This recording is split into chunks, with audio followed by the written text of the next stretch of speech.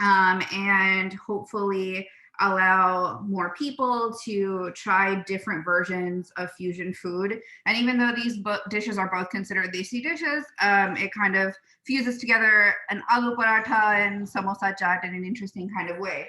So I know that a lot of people last week messaged in and sent me pictures. So I hope that all of you guys will do that again. It's really nice to see you guys join along and try out fun new dishes. And so we will be bringing a lot of this desi food this week. We wanted to bring something a little bit more desi. Last week we had veggie burgers. There is a little bit of something for everybody, whether you're looking for snack food or dinner, something fancy, something low key. There is kind of something for everybody. So if you have any questions for the Gujagram, if you have specific recipe requests, feel free to reach out to me on Instagram, on Facebook. The recipes will be on Pinterest. And there'll be kind of, new things coming out every week. I do post typically a new recipe on Wednesday and Saturday at 10 a.m. Central. So definitely stay tuned for that. Also, for folks that are looking for different things other than recipe content, feel free to let me know what you'd be interested in. I did post a sari tutorial for people who don't know how to wear saris. So if you're interested in that, you can head over to YouTube, you can head over to my page and just type in sari in the search bar and my tutorial will be there. So if you're, wondering how to pleat an odni, if you're interested in makeup, hair, that sort of thing, I'm definitely interested in that too. So definitely reach out and let me know what you'd be interested in seeing. Specifically for Dabeli pizza, we're going to be kind of breaking it up into a couple of different main steps. And so we're going to start with making the masala. And I just wanted to, let everybody know if you have kind of questions about what I'm using here. It's totally customizable per your preference. This spice mix I made just because I felt like it's easier for me to have just kind of a container of it instead of buying it from the store. I feel better making it myself. Also, if you live alone or you live with your significant other or a sibling and it's just two of you and you don't want 12 different masalas and spice boxes in your cabinet, my recommendation is just to buy all of your spices whole and get like a $20 coffee grinder or spice grinder and grind different mixes yourself. And the reason being is because whole spices tend to be cheaper, first of all. And things like elchi or cardamom, thudge or cinnamon, loving cloves, those sorts of spices get translated into American cooking. So if you're interested in baking, if you're interested in like coffee or making different syrups or things like that for any sort of meal, it tastes way better if you make it homemade, and it's kind of allowing you to use them in both applications, because sometimes recipes will call for the whole spice, sometimes they'll call for a ground spice. Instead of having both, it's easier to just pop it in a spice grinder and grind it yourself, which is what we're going to be doing today. So we're just going to go ahead and start by grinding our masala. And we're going to oscillate back and forth between the stove here. So what I have here are all of the whole spices that we are going to use. I'm going to go ahead and turn on my stove to like a medium-high heat. The reason why you're going to use medium-high is because the papery skin of the marju tends to burn pretty quickly, and you want to keep an eye on it. So this is definitely not something you can just put in the pan and walk away. And so what we're going to do, I'm going to kind of describe first what spices we're using here. All of these spices are listed in the recipe, and if you have a Dabeli masala that's already made or packaged, definitely use that. I just prefer this. I find it to be just a lot easier to make. So first off is just regular elchi pod, as you can see here. This is just a whole green cardamom pod. I know a lot of people don't really like elchi and feel some type of way about it. If you really have an aversion to it, don't put it in there. But I find that a lot of the warming spices we're going to use in here end up coming through really nicely. So just give it a little pinch of sorts and like crush it a little bit. And you're going to put it in the bottom of the pot. We have whole coriander seeds here. This is when you grind this in the spice grinder. This is dhana. So this is coriander powder ultimately when you grind it. These are whole Jito seeds. These are cumin.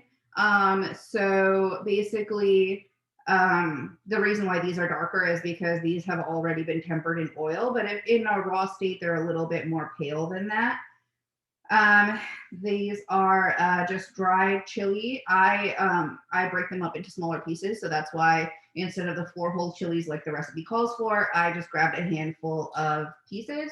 1 whole cinnamon stick, as I recommended. Buy your cinnamon whole and grind it yourself when you're using it for recipes. Because I find that if you're making coffee, if you have different types of flavoring for cakes and cookies and stuff like that, this tastes way better and you can steep it for a lot longer. Cloves, this is loving. Cloves are that horrible thing you bite on when you have gutty and it makes your mouth feel terrible. But in this application, it's great, especially if it's ground. I think people don't like it because they munch on it whole. So I know a lot of kids hate these, but if you grind it up into a fine powder, nobody knows the difference. And also this is like found in all pumpkin spice everything in the fall time, so you've actually had it in a lot more applications than just gutty gut. This is muddy, whole peppercorn. You kind of want to keep that going too. Same thing, you don't want to bite on it raw, of course, but ground into a fine pepper. We eat it in pretty much everything and don't even notice it. So that makes up our spice tray. I'm going to put all of this in my cast iron pan and just let it toast for a little bit. You know that your spices are done toasting when you can smell them. So just use that as an indicator. If you can kind of smell them getting fragrant, of course you don't want them to smell burnt, but just toss them around very gently in your cast iron pan or in your fry pan. And you just want the colors to change a couple of shades. You don't want them to go dark brown. You don't want them to get super pungent that way, but just make sure that it's well toasted, the color is even, and just kind of toss them around until you feel like you see a little bit of blistering on the chili pepper and that all of your spices have changed a slight shade. Because I'm using cast iron, of course, don't touch the cast iron pan without a towel because you will burn yourself. So I'm going to move the camera kind of this way so you can see how that's positioned. As you can see here, you want everything just sort of in a single layer, even, and we're just going to let that toast for a little bit. Meanwhile, the only preparation you're really going to have for the actual Dabeli stuffing itself is the onions. So we can just, while we're letting those things toast, let's use this time to just prep our onions. So I'm dicing 1 onion finely. I was laughing to myself because I saw myself using the big chef's knife, and I was like, I know for a fact that if we're going to do this on the Samaj page, I'm going to use the japu that everybody has in their house, the ones that everyone's picked up in a pack of 15 in downtown LA. But let's be honest, these are the best knives that anybody uses in their house. So my bad for using the chef's knife last week. We're not going to use it anymore for these videos. So we're just going to go ahead and cut this. Don't worry about if the pieces are like perfectly even, because you're going to end up softening these down and it's going to caramelize it essentially into a paste. So don't worry about it if there's big pieces. Just try to make sure they're, I don't know, all more or less chopped up, and you'll be fine. So.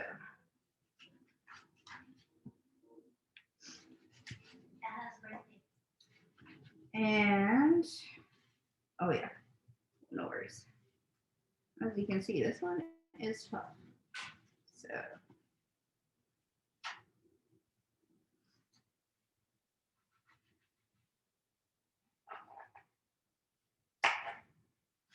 So if you guys have any questions about what I'm using, what I'm doing, definitely post it in the group chat.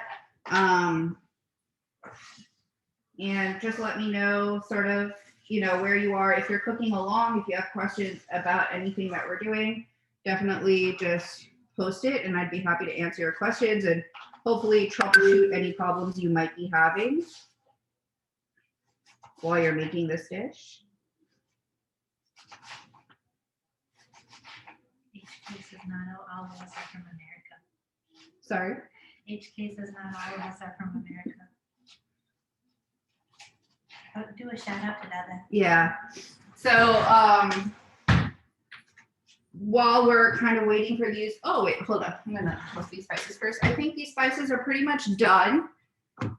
As you can see, everything's kind of darkened a couple of shades. I can definitely smell them. They're well blistered. So I'm actually going to put these to the side and hopefully fix this camera a little bit so you guys don't get any whiplash. There we go. So I'm going to put these to the side. I'm going to take my spices off the heat.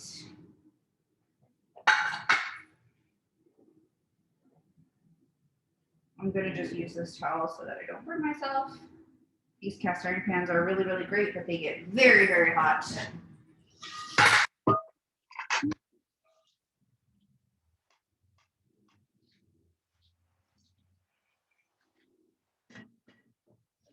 And if toasting spices adds actually extracts a lot of the oil out of the pan. So if your spices stick, it's just because a lot of their natural oils are coming out. That's fine. So we're gonna put this back down. And here is my spice grinder.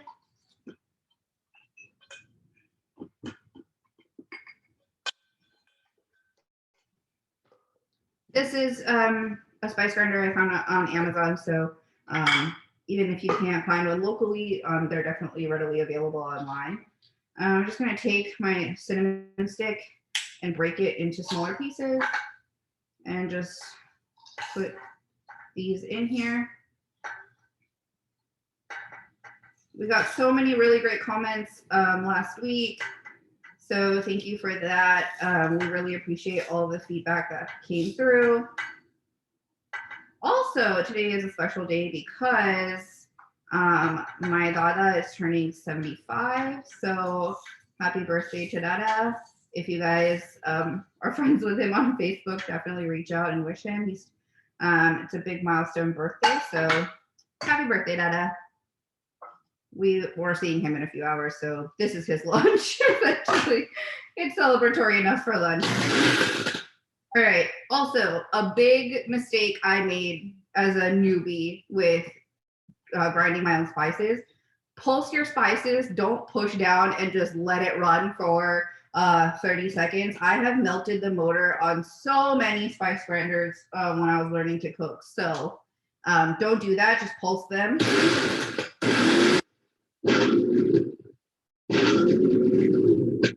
And every so often, just check to make sure. You can see that a lot of the surrounding spices have become really fine, but you still have these big cinnamon stick pieces.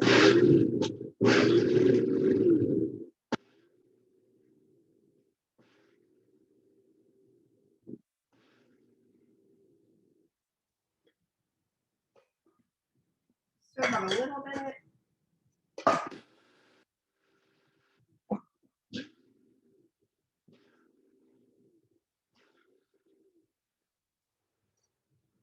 All right. So this should be the final consistency. It's a powder, and if you're going to store this and you're going to make a batch of it, definitely put it in the fridge. So put it in an airtight locked container, and you can keep it in the fridge for quite some time.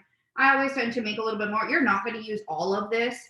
This is definitely something you can use for later, but I definitely recommend, like, if you have a weekend, just make your spice mixes in advance. If you're somebody that's you know, has a 9 to 5 and you want these mixes readily, just kind of take a Sunday and make, you know, a paneer mix, make a chana mix, and make a Dabeli mix. And I feel like it makes you, you know, save some time when you're making this on the weekend or making this during the week. So as you can see, there's a lot of like nice color. It smells really warm, and that's what you're going for.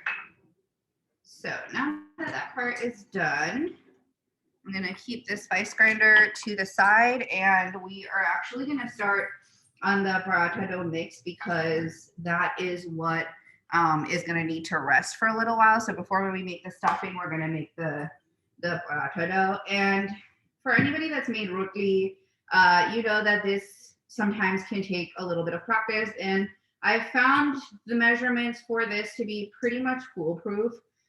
If you are cooking along with somebody who's made rotli a gazillion times, they're going to maybe freak out and be like, oh, it's too pochu, it's too pochu.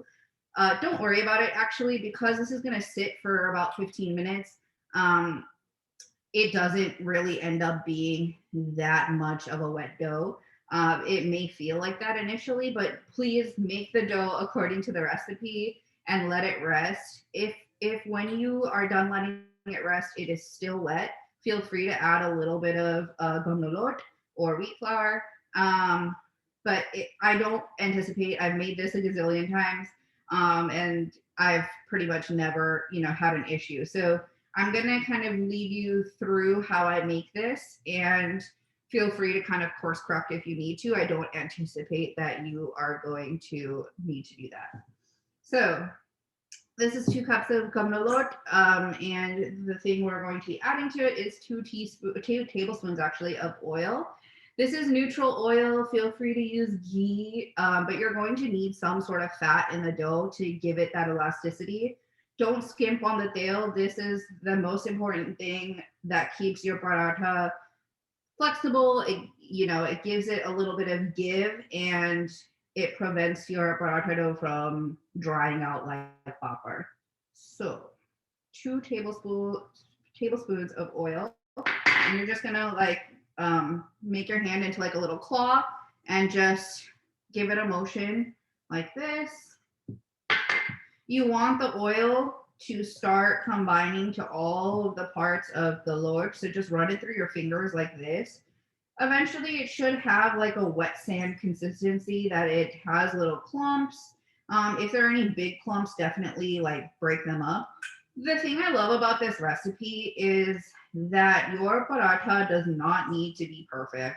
I have yet to master that like fully beautiful, no crack paratha that doesn't have any of the stuffing leaking out.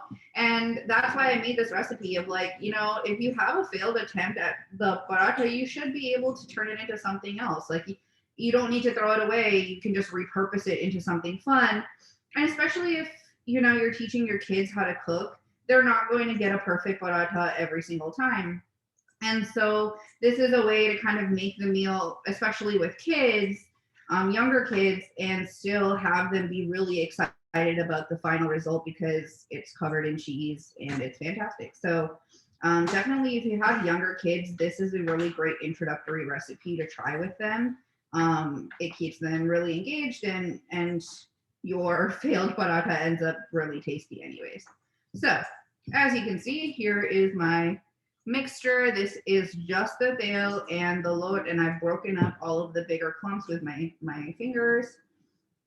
And then we have 1 cup of hot water. And so my recommendation is that if you have not made rotli very often, and this is maybe your first or second time, just make a little well in the middle, and you can see the bottom of the bowl. Make a little well and just put about half a cup of the water in here, and just take a fork and whisk it around like this, and just add a little bit of flour each time with your fork. And that way, by the time you actually go to knead the dough, the water has cooled so that it doesn't burn your fingers, and you get a more consistent dough. If you've made rotli quite often, people like to joke that like you burned yourself in the kitchen enough that your fingertips are numb. I think I've gotten to that point. So I just put the water like this, and then I'm just going to start from the middle and start incorporating a little of the flour and bringing the dough together. So it'll still be dry, and you're just going to add the water like half a cup at first, and then maybe a quarter cup at a time. And it's just going to start coming together. You just want it to start getting hydrated.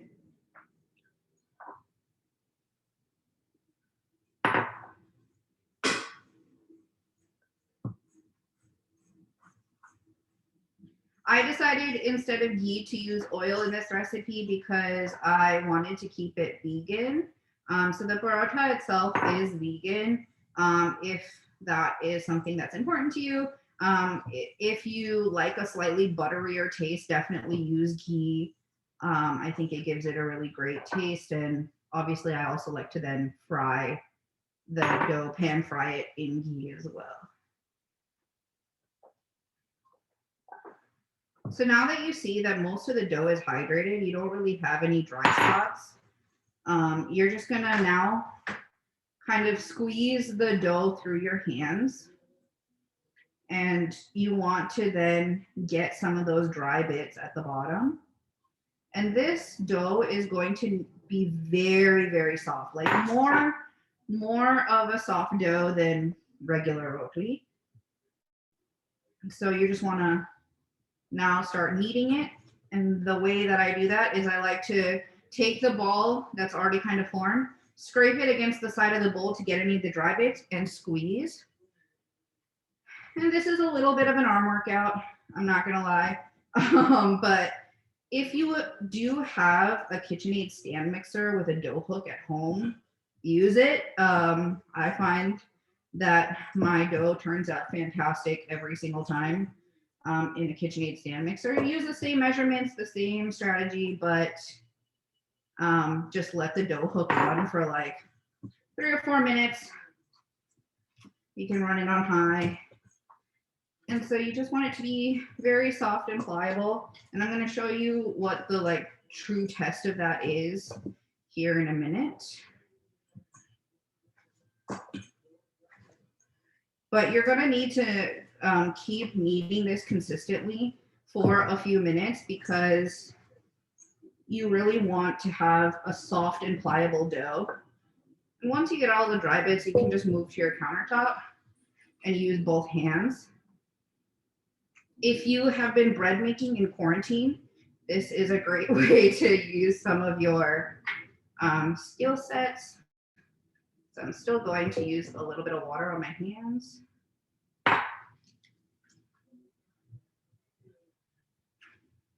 I've made focaccia in quarantine, and that has been really, really great. So there are some bread recipes on Gujagram that you can try out. Some people have tried it last week and they messaged me. So yeah, there are some bread recipes. And now, let's see, it still feels a little dry. And here's how you know. With perfect paratha dough, when you pull it, you want it to not break like that and have those craggly bits. You want it to stretch. So even though it looks like the dough has come together, you still want it to be a little bit more wet. And I know this is probably going to seem like horrible to some of the people that are watching that have made roti a gazillion times, but you really, really want a stretchier, more hydrated dough, in my opinion, when you make this, because it ends up not cracking as much when you try to fold it, which is what you ultimately want. And because you're going to let it sit for 15 minutes, it will get a little bit drier. Normally when we make roti at home, we make the dough and then we just start learning it right away, start rolling them out. And this is going to sit for 10-15 minutes. So you really want to make sure that it is super, super hydrated. So as you can see, there's a little bit more stretch. I still am not super happy with it. You got a question. What's the question? How did you come up with this recipe? Okay, so that's a great question. This recipe came because I love making aloo paratha. They're actually one of my mom's favorites. But I figured that not a ton of kids, like, they do love aloo paratha, but I think a lot of kids love something a little bit on the sweeter side. And Dabeli is that for a lot of kids because there's so much gari chutney in it. Kids love that kind of sweet, tangy flavor. And so I thought, this is a fun way to make a dish that's kid friendly. There's cheese, there is, you can add save and all that sort of fun stuff. So it's a dish that I feel like kids really like and that you can kind of make very quickly. It's no fuss. You can make it, you know, any time of the week and it'll come together super quickly. So yeah, you'll find, I think you'll find my original aloo paratha recipe on the blog if that's what you want to make. You can make this, oh, hold on one second. So this is the kind of stretch we're looking for. Do you see that stretch? You see your fingertips in it? Yeah, that is what you're looking for right there. So what we're gonna do is roll this out like a snake and just cut out like 10 portions, and you're just gonna roll it like this between your hands and make a patty. And so this dish is really kid friendly, but you know, you can make it whenever. My original aloo paratha recipe is there on the blog. Feel free to check it out. And also the mint chutney recipe that we'll be using today is also in the blog. So you want these to be bigger than your classic roti because there's going to be a lot of potato filling. So make your pieces about the size of 2 rotis, something like that. I'm going to take a little bit off of it, actually.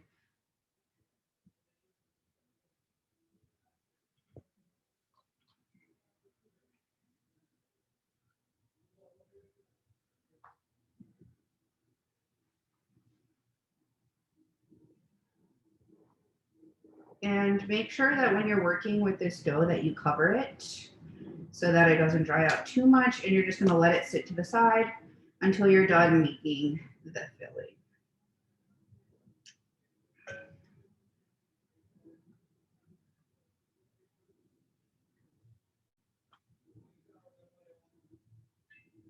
Okay, so now that those are done, I'm just going to cover it with a towel and move on to the filling.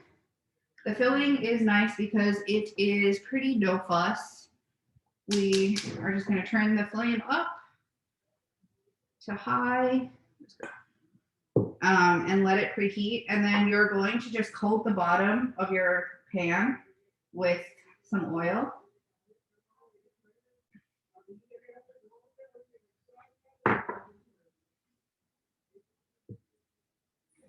And just let that kind of get warm. I'm gonna kind of clean up my station a little bit.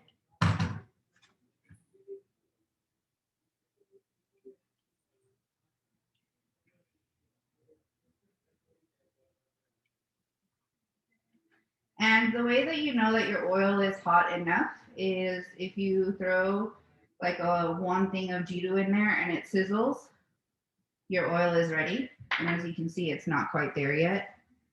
So we're just gonna give it a quick minute. I'm gonna kind of get stuff ready to roll out our paratha when we get there. Also, another really great thing to use to have near your station when you're making these, I put all the chutney, as much as I can at least, in a squeeze bottle. It makes it a little bit easier to make your paratha. All right, let's see. That seems about right. Nope, there yet. I said nope.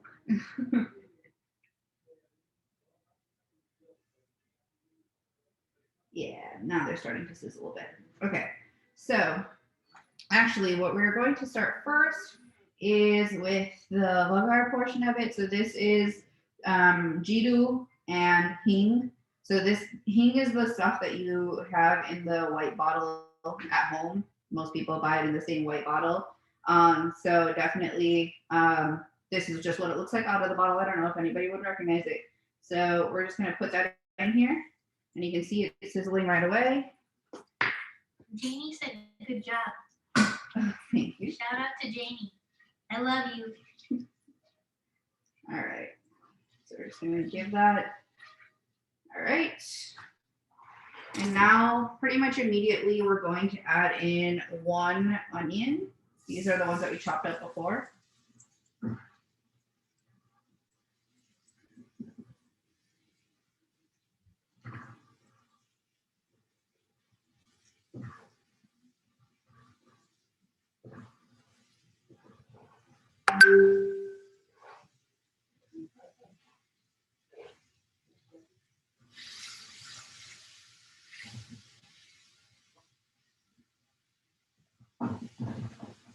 you're just gonna let these cook down. You want them to get nice and toasty. Just let them run for a little bit.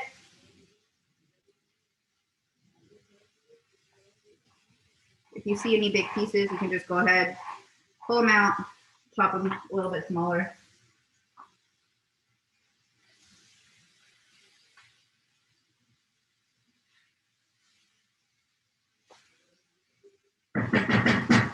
So while these are cooking down, I can take some questions. Does anybody have any questions about the recipe? About, you know, are they having trouble somewhere?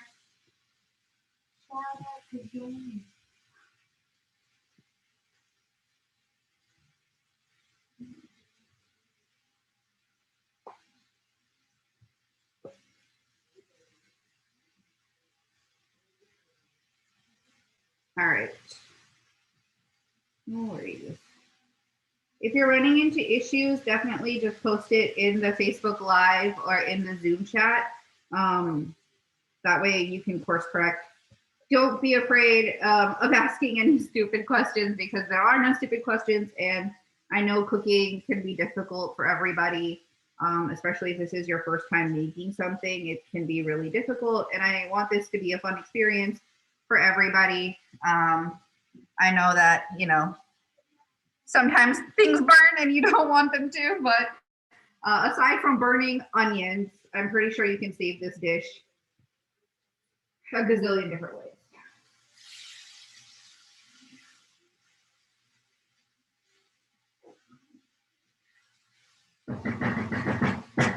While these are going, go ahead and mash your potatoes if you haven't already. So I'm just going to get a bowl and mash the potatoes. You didn't have it standing there. Yeah. Oh wow. Which was right here, but it's not anymore. Oh, it's right there. Next Oh, yeah. to the list. Oh, no.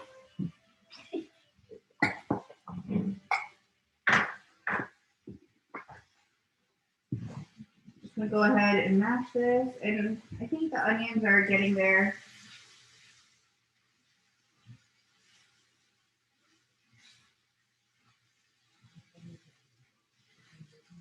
You don't want to get any brown color on them. You don't want them to be like caramelized, but you do want them to kind of lose that perfectly opaque white color, and you want them to cook down until they're completely soft.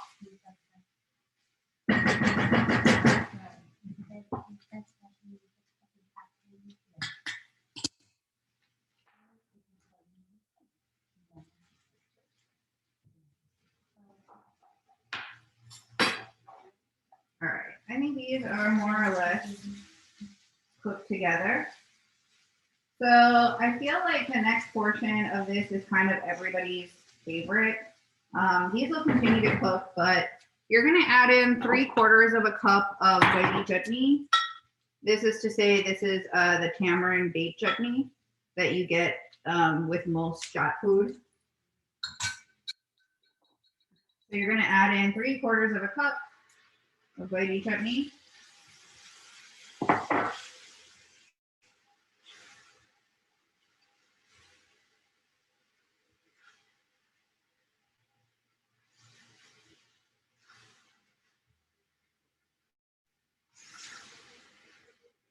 I'm just gonna let this cook down a little bit until it's syrupy and sticky. You want it to kind of just get that jammy texture to it. So this is gonna kind of reduce, the water is gonna cook out. And so like I mentioned earlier, the reason why I like this dish is because the paratha don't have to be perfect. And that's the best part of it. They aren't going to be, because there is chunks of onion in here, your dough will break. And that's kind of the point of it. Don't try to strive for this like perfect crust every time, because when that stuffing gets a little crackly in the ghee and gets a little fried in the pan, it ends up tasting way better in my opinion. And I just feel like, you know, the generation of round rotis is great, but it's kind of really difficult to achieve if you don't practice it every day. And so this is going to make your dough break for sure. Don't get frustrated. That was the point when I made the dish. But don't freak out if it does. So as you can see, kind of as the water has cooked out, when you drag your spatula, it should run very slowly. And that's kind of how you know it's been reduced a little bit. So if you drag your spoon like this, it shouldn't kind of leak into that crack or crevice really quickly. It should be a little bit slower. Question. Yes. Can we use tamarind paste or do you have to use chutney? You can, you can't use straight tamarind paste because it doesn't have the seasoning the way that goiti chutney does, but there are a lot of recipes for instant tamarind chutney. So if you don't have tamarind at home, you could make the goiti chutney with apple butter, which I know a lot of people do. You can also use, so this goiti chutney is store-bought, but you can use date chutney also and just add a little bit of tamarind paste to it. There's a bunch of different ways to kind of go around it. But I definitely recommend using the chutney instead of just the paste because the paste is very, very katu. But yeah, if you have the paste, just make the chutney out of it and add a natural sweetener like agave syrup, or you can add, I think you can add honey of sorts. There's a bunch of online recipes so you can taste test them differently. Alternatively, if you want to make the filling of the pizza of the paratha dough with the regular aloo paratha, that's fine too. They come out great that way as well. I just like this. I like the taste of dabeli. I feel like it's a great kind of, middle ground between people's preferences. And for those of you that have no idea what dabeli is jat food essentially. It's a sandwich in which the whole sandwich is griddled. It's basically crusty bread, potato patty, and chutney with sev and peanuts. So it's a little crunchy, a little tangy, a little sweet, a little spicy. It kind of has everything in it. Alrighty. So what we're going to do is now you're going to just go ahead and add your mashed potatoes. And you can mash it in the pan. That's what I like to do. So I'll just put the chunks of potatoes in here and then mash it in the pan like pav bhaji. So just go ahead and get all of your ingredients in here. And then you can take a potato masher or a fork. You want to get this as smooth as you can. So I'm just going to go ahead, take a masher. If your potatoes are already mashed super finely, just use a spatula or a fork.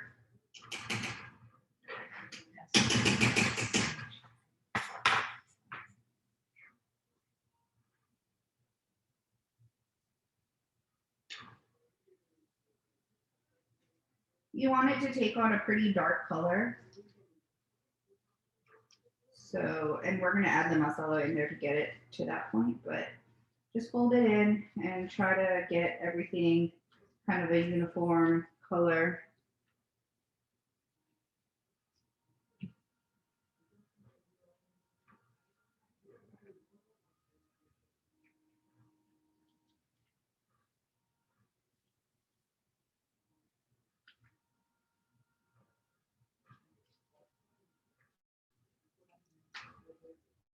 So once you feel like your mixture is pretty uniform, go ahead and add in, this is the lal marchu and the avij that you can add to your dabeli masala. So originally this is slated to be in the dabeli masala. So I'm gonna go ahead and just mix that into the masala that I made.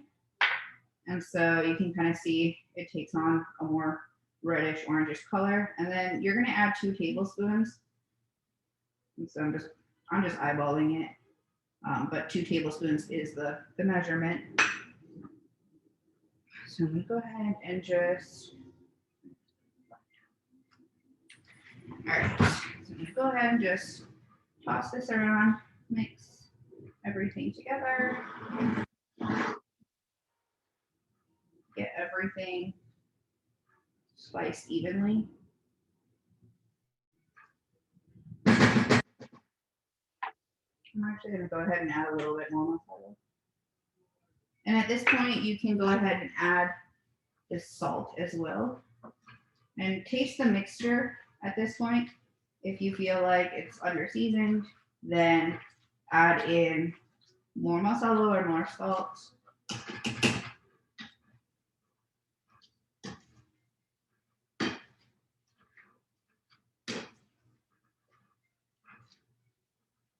If you ever make the samosa grilled cheese recipe from Chutney Life, you can also use that leftover. You can use aloo tikki leftover. If you have like bata kavara that don't have caffeine in it, then go ahead and use that as well. All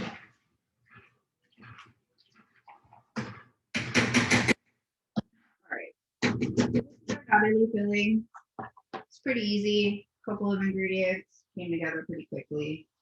As you can see, there's still going to be, some chunks in there, which is totally fine. I'm going to let this I'm going to spread this into a fairly even layer and just let it cool on the side. As it cools, it will thicken up a little bit until you are ready to start making your patties. So keep that to the side. And now move your fry pan that you're going to fry your paratha in. So now is the moment of truth, which is making your paratha dough. So let me go here. Look it. All right. So starting with this, you're actually going to roll this out twice. So take your little patty situation, coat it in mango or gomolot, either is fine. And then you're gonna roll it more or less into like a little circle like this. Now I did a video in my rotli posting about how to roll rotlis evenly, because I know that can be a really difficult thing to learn.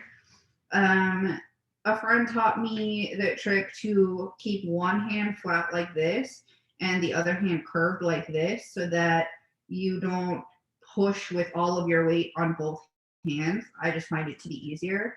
Of course, everybody learns in different ways, so just try and see what works for you. Also, with the paratha, I like to have a thicker center because that's kind of where everything's going to push out of. And so my corners are just a very, very slight thinner than the center portion here. So another thing is you want to make sure that it's going to turn on its own. And the way that you do that is you push forward and you're going to follow the right edge here. And then when you push back, you're going to follow the left edge here. And that's going to make it rotate. So if I follow here and follow here, it's going to start moving. And if it sticks, just go ahead and add a little bit of load here. Don't add too much because it'll dry out your load. So then you're just going to go like this, and that's what's going to get your paratha to turn.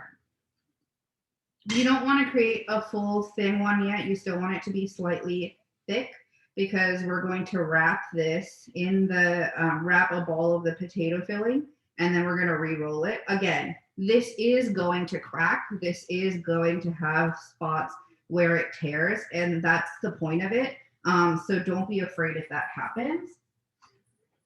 So now you're just going to take maybe 2 tablespoons of your potato filling and set it in the middle right here. So you're just going to keep it in the center, and you're going to just pinch the middle like this and just try to make like a little dumpling essentially.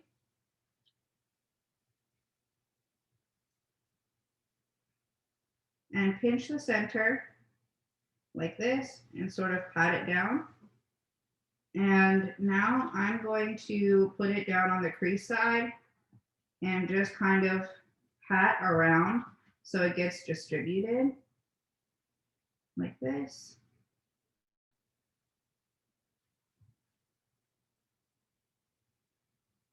And you can see, right, it's cracking here. That is totally okay. So just kind of spread it out this way, turn it, and spread it out a little bit more. It is going to crack. Don't worry about it. Okay, so now you can see it's like a personal pizza size. That's what you want. It is cracking, and that is what we were aiming for because we want it to get crispy. You want this filling to fry up in the tail or in the ghee. So you get that little change in texture. So this is about how big we want it. It is thick. You can make them thinner if you want. That's totally fine. This is kind of just my personal preference for it. So now what we're going to do is fry them up. So I'm going to move you all back here to the cast iron. This has been on the heat. I'm going to put my oil here. You move it a little bit, like. Yeah, maybe I'll just keep it up here so you guys can keep seeing it. Okay. Yeah. So I'm going to take this photo tube and set it in my oil.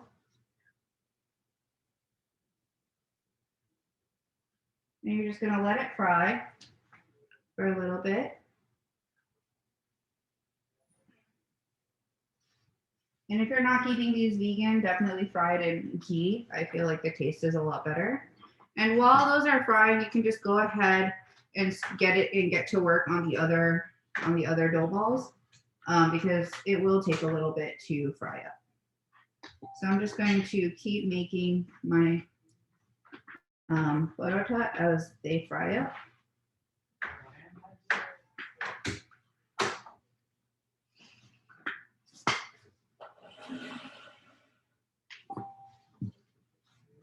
Maxie says it looks good. Thank you. Let's check here.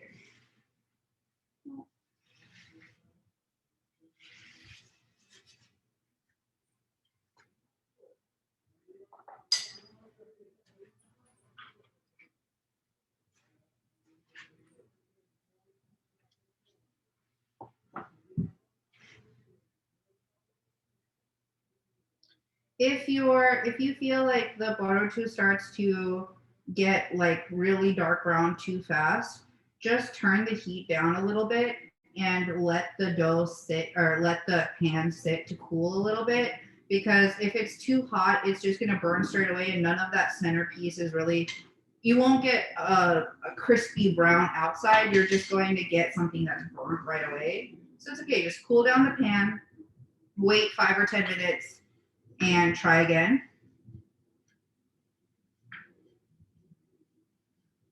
Be super light with your veiler.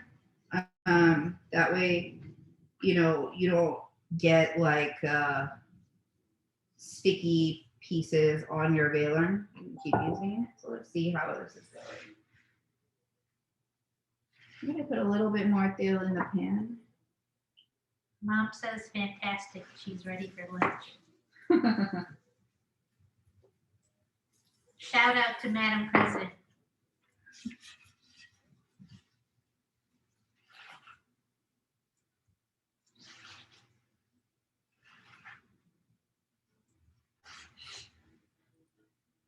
I think we're getting there. So I actually like to flip these 4 or 5 times to make sure that they get crispy all around. I know some people only flip it once. Do it however you feel. I'm going to go ahead and flip. You can see that it has all of that browning.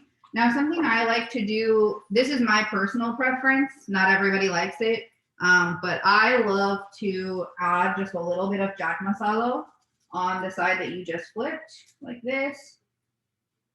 I like chaat masala on my samosa and everything, so I definitely love it this way. And then the sauce for the pizza is a combination of chutney and fudmani chutney, which is mint chutney. I made this fresh this morning. If you want the recipe to this chutney, feel free to go to the blog. It's also linked in the recipe. So if you follow the link for the Dabeli recipe, it's there. You're just going to take about a tablespoon and spread the chutney all around. And then I have a squeezed bottle of gravy chutney. I'm just going to add this in like a little swirl situation like this. And then comes everybody's favorite. I use pretty much exclusively Amul cheese for this recipe. I feel like everybody is a huge fan. If you don't have Amul cheese, you can use Monterey Jack. You can use pepper jack. Use whatever you have, whatever you like. I don't recommend cheddar, but if you like that, go for it. And so you're going to add your Amul cheese. I like a little bit of red onion. You can use peanuts if you want. You can put save on it if you want. All the good stuff. And then something that is also kind of a thing that not everybody adds. I like sambar masala. This is what people use to make achana. Oh my gosh. Well, I got burnt, but that's okay. But yeah, so then if you want to get this kind of melty, just make sure that you dunk it for a little bit. It's going to get nice and steamy. And then you can already see it's kind of melting a little bit. And then just grab a plate. Okay. And serve it up. You can cut this in a couple of pieces, in 4 or 5 pieces, and just serve it like this. If you want, you can kind of make some fun other chat foods to go with it, but I think that this is kind of perfect by itself. And all it kind of needs is like mango lassi or cold coffee. And that's pretty much it. Does anybody have any questions?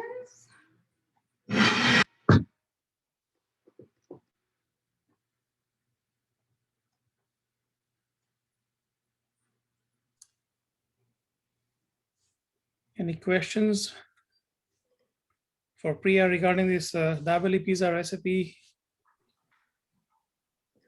or anything?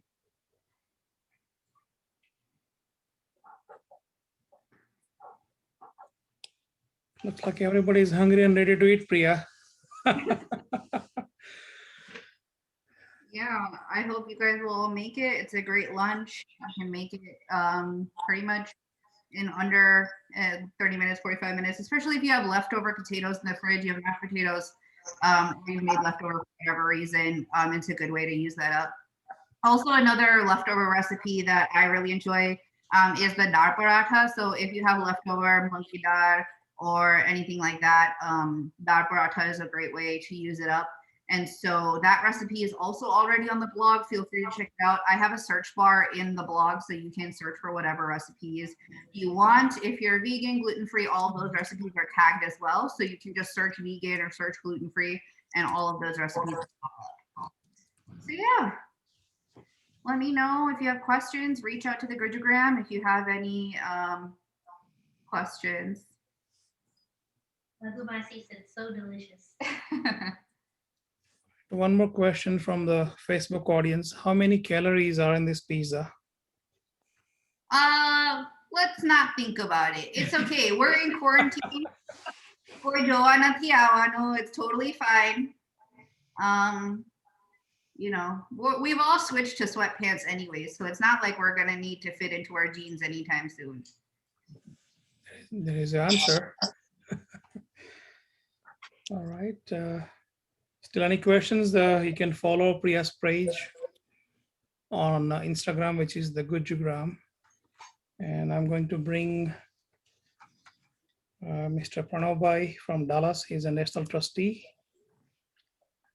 Pranobhai. Thank you, Priya, for representing our Bhakta Samaj. And we are very proud of you in terms of how you have used your platform to share good and delicious food. And thank you for the audience for joining this platform. We'll have more shows from Priya and we'll send that information shortly on our social media platforms as well. We have another bookkeeping item. We have our annual general meeting for Bhakta Samaj at 2 p.m. today. So please do join.